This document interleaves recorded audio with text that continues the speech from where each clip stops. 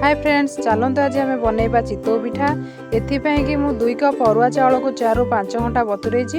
यापर मुठाटे चूड़ा नेछि। चूड़ा को मध्य 5 ରୁ 10 मिनिट पानी रे बतुरे देबी। चूड़ा पड़ले चितौ पिठा टिके नरम भी हुए। यह सहित नेछि 1.5टा बड़ बड़ नड़िया कोरिकी नेछि। नड़िया जिते अधिक पड़िबो चितौ पिठाटा नरम हबो आ भल से फुलिबो मध्य। एबे ए सबु को नेकी गोटे ब्लेंडिंग जार रे पके दबा। एका बेले के चाउल नड़िया एवं चूड़ा सब को पके सारिकी ताकू भल भाव रे बाटी नवा। चिकन करे बाटिबे, बेसी खदड़ा रखिबेनी। आ आवश्यक परिमाणर पानी देबे। ए जो आणटा बेसी पतला हबनी कि बेसी बहला हबनी देखंतु ए परिका रखिबे ता बेटर। एबे मोर प्रस्तुत हो जाइछ पिठो। एथरे मु लूण दे देली।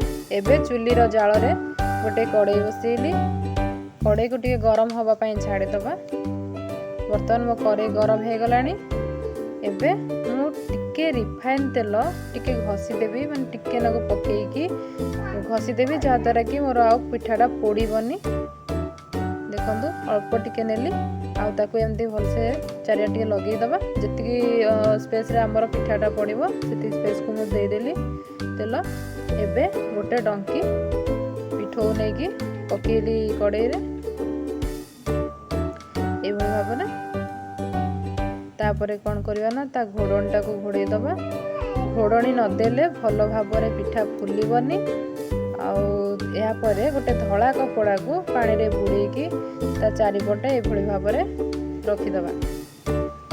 आपण चाहिले अल्प पानी मध्ये चारिपटे एमते छिंची दे पारिबे।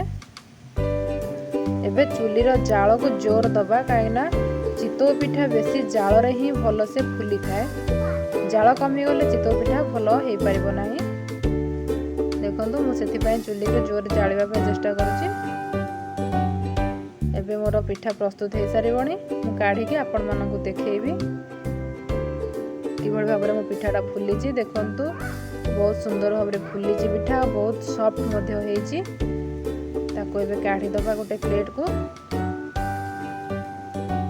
देखंतु ए भଳି भाबरे मोर पिठा प्रस्तुत हो गलानी केते सारा। आ ता पछपट मध्य टिके भी पोड़ीनी, कळा पड़ीनी, धड़ा अच्छी।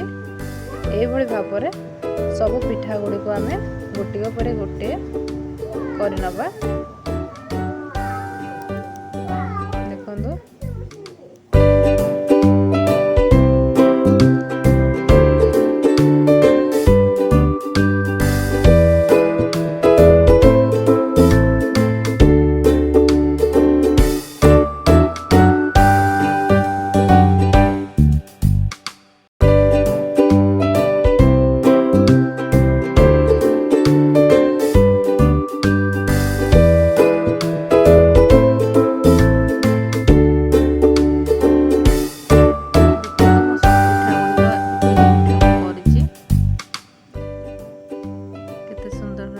पिठार रंग मते तो बहुत भल लगे चितौ पिठा।